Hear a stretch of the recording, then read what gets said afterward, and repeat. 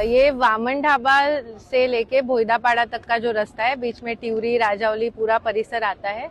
ये बहुत ही बुरी कंडीशन में ये रास्ता था, बहुत सालों से इस रास्ते को नया बनाया नहीं गया था। ये रास्ता पूरा अगर आप देखोगे तो दोनों तरफ गटर नहीं है, तो उसके वजह से पानी भरने की समस्या यहाँ पे बहुत ज्यादा थी। और यहाँ के जो नागरिक है वो लगातार इस बारे में फॉलोअप ले रहे थे, पाठपुरावा कर रहे थे, हमारे पास अर्जी दे रहे थे, महानगर पालिका में अर्जी दे रहे थे, यहाँ के कार्यकर्ता पाठपुरावा कर रहे थे। तो इन सभी के पाठपुरावा को मुझे लगता है आज यश मिला है। जब हम तीनों आमदार महायुति के चुन के आए, उसके बाद जब हमने आढ़ावा लिया कि कौन से काम प्रलंबित है, तो हमें ये ध्यान में आया कि ये सारे काम एमएमआरडीए में प्रलंबित है। तो एमएमआरडीए क्यों नहीं कर पा रही है, तो इसका रुंदीकरण करना जरूरी है और इसमें लैंड एक्विजिशन होना बाकी था, इसके लिए ये काम प्रलंबित थे।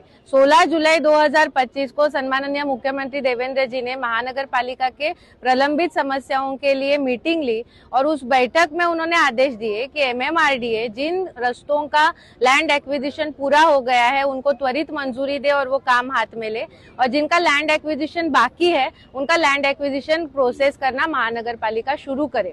लेकिन तब ये ध्यान में आया कि बारिश आ रही है, ये सारी प्रक्रिया में और भी बहुत सारा समय जा सकता है, तब क्या किया जाए। तब मुख्यमंत्री जी के निदर्शन में हमने ये बात लाई और उन्होंने तुरंत निर्देश महानगर पालिका के आयुक्त सर को तभी दिए और उसके बाद ये सारे टेंडर निकले हैं। लगभग 15 टेंडर, 14 टेंडर जो वसई फाटा से लेके जो भी रास्ते वसई नायगांव वसई फाटा से लेके बोईसर विधानसभा से होते हुए वसई विधानसभा में रास्ते आते हैं, उन सभी के 14 रास्तों के टेंडर निकले। ये इस रास्ते का टेंडर निकला और इसकी प्रशासकीय मान्यता 16 सितंबर 2025 को मिली है।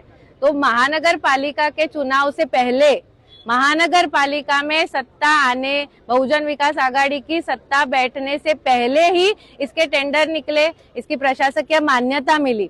अब सवाल ये रहता है कि वर्क ऑर्डर इतनी लेट क्यों आया। जैसे तरे साहब ने कहा कि इसका टेंडर जो निकला और जिसको टेंडर लगा उसने 20% बिलो भर के वो टेंडर लिया गया। हमने दोनों आमदारों ने ये मांग की कि 20% बिलो में इतना बड़ा काम कैसे कोई कर सकता है, तो इसको रिकॉल कीजिए। तो ये लेकिन हुआ नहीं। मेरा ये आरोप है कि महानगर पालिका के जो अधिकारी है उनके गलतियों के वजह से ये सारी चीजें इतनी प्रलंबित रही है। तो इनकी जिम्मेदारी अभी बनती है कि अगर ये 20% बिलो परसेंट वाले ठेकेदार को अगर ये कॉन्ट्रैक्ट दिया है तो उससे क्वालिटी का काम करवाना इन अधिकारियों की जिम्मेदारी है। और अगर वो नहीं किए तो हम इन अधिकारियों को भी नहीं छोड़ेंगे और इन ठेकेदारों को भी नहीं छोड़ेंगे। रहा सवाल श्रेयवाद का, तो जो काम हम 1.5 साल से पाठपुरावा कर रहे हैं उसका श्रेय हम लेंगे ही। आपने सबने राजा की एक कहानी सुनी होगी। एक राजा को बहुत सारे कांटे लगते हैं, उसकी जो रानी रहती है वो कांटे निकालते हुए रहती है। उसके वैद्य बोलता है कि जब पूरे कांटे निकल जाएंगे तो राजा को होश आएगा, और जब एक कांटा बाकी रहता है तब उस रानी को थोड़ी इमरजेंसी आती है, वो उठ के बाहर जाती है और उसकी दासी आके बैठती है और वो एक कांटा निकालती है और राजा को होश आ जाता है। ये वामन ढाबा की कहानी कुछ ऐसी है। हम 1.5 साल से इसका फॉलोअप ले रहे हैं, सारे कांटे हमने निकाले। अब इनकी सत्ता आने पे सिर्फ वर्क ऑर्डर ये निकाल रहे हैं और कह रहे हैं रास्ता हमने किया। तो जनता मूर्ख नहीं है, जनता सब समझती है।